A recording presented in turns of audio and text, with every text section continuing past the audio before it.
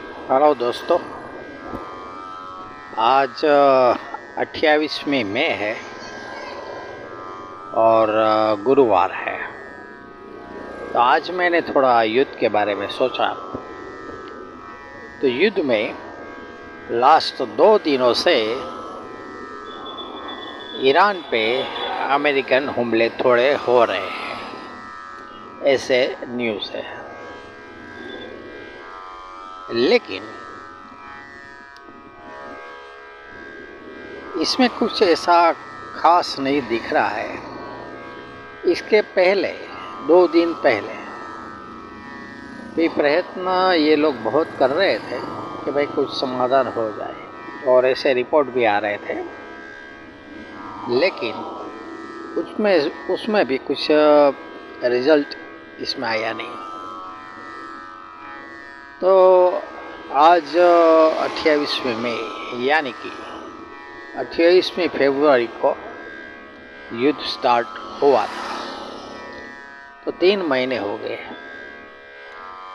3 महीने यानी 90 दिन हो गए। अब एक बात मैं सोचता हूँ, जितना लंबा खींचे ये सबके लिए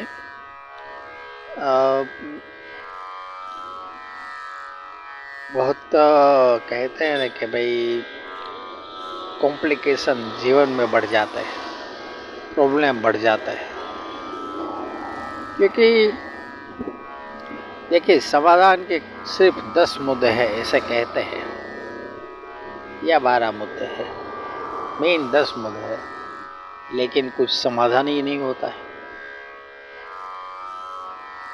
और हमें तो ऐसा ही सुनने मिलता है, सीज फायर तो सीज फायर तो सीज फायर। दूसरा, बातचीत के लिए डायलॉग का आयोजन करना, फिर आयोजन होना, ये सब लंबा, लेकिन उसमें कुछ सॉल्यूशन है नहीं। 3 महीने हो गए। अब एक बात आप सोचो कि ये युद्ध नहीं है, ये एक धंधा है। मैं तो इस तरह से सोचता हूँ, क्योंकि डोनाल्ड ट्रंप के विचार में बहुत वर्षों से ईरानियन ऑयल के बारे में वो सोच रहे थे। उसका पुराना वीडियो मैंने देखा है। तो ईरानियन ऑयल को प्राप्त करने के लिए उसने थोड़े संबंध बढ़ाए थे। बाद में लास्ट में ईरानियन ऑयल को लेने के लिए जब ईरान में कहते कि भाई महंगाई बहुत बढ़ गई, तो उसने प्रयत्न किए कि भाई अब ये देश खड़ा ही नहीं होना चाहिए, और इस पे ऐसा कहते हैं कि भाई गिरे हुए को गिराना, उसको उठाने की जगह वो उठ ही ना सके, ऐसा प्रयत्न करना, ऐसा काम उसने किया। बाद में युद्ध हुआ। जैसे उसमें रीज़न एक ही था कि भाई आपके पास एटम बम बनाने के लिए यूरेनियम है, तो हमें वो दे दो, ऐसा। लेकिन मेन चीज़,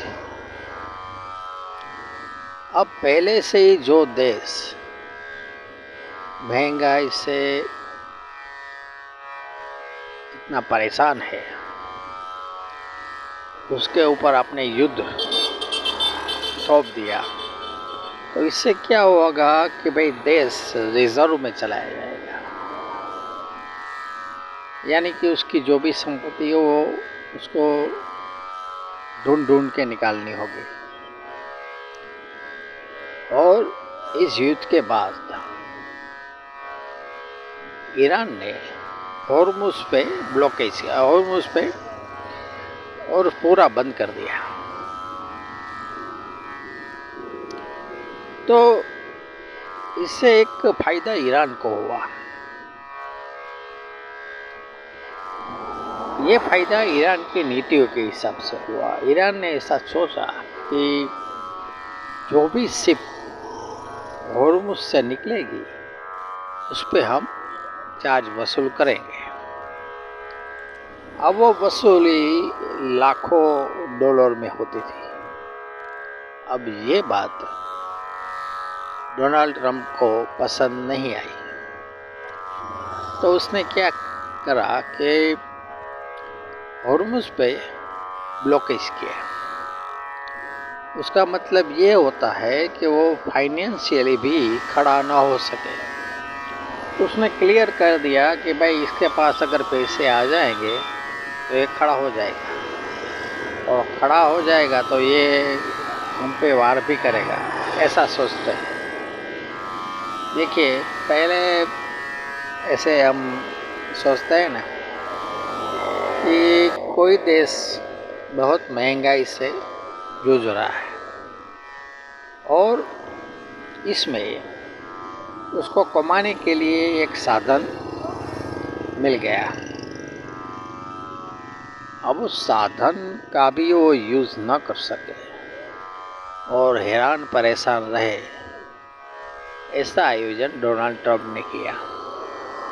तो क्या हुआ कि भाई ईरान की पड़ती हो गई। उसके सामने उसने ये देखा कि ईरान के पास क्लाइंट किसने है ईरानियन ऑयल लेने के लिए। तो दो ही है, एक भारत है मेन और दूसरा चाइना। अब ब्लॉकेज तो उसने वहीं रखा, लेकिन उसके जो दोनों क्लाइंट थे उसके साथ वो जाके एग्रीमेंट करके आए।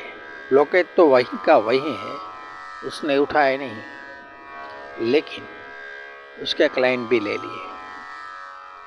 तो इससे क्या होगा, और ऊपर से उस पर थोड़े रेस्ट्रिक्शन भी लगा दिए।